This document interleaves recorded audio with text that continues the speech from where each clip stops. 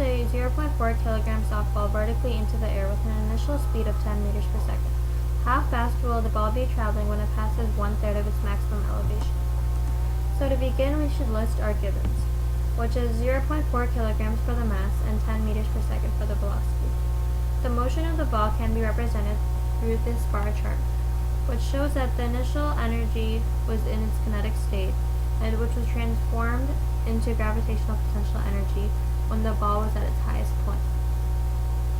Thus, we can use an equation derived from this representation, which is the gravitational potential energy equals the initial kinetic energy, to find the maximum height. We know that kinetic energy is also equal to mv squared over 2, and that gravitational potential energy is also equal to mgh. From both sides, we can cross out the m, or divide by m, so we get v squared over 2 equals gh. Solving for h equals v squared over 2g. Thus, h is equal to 10 squared over the quantity 2 times 9.8.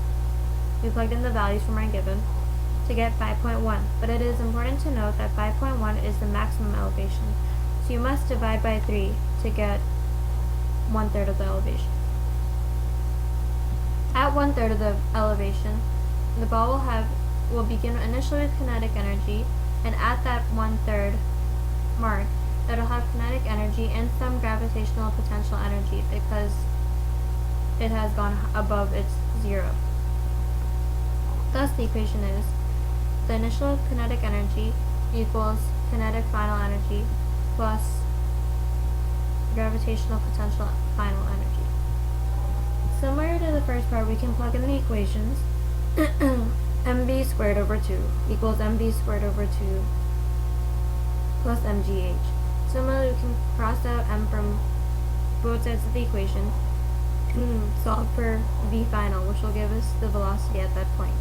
Plugging in the numbers, we can get that the velocity at 1/3 of the maximum height is 8.2 meters per second.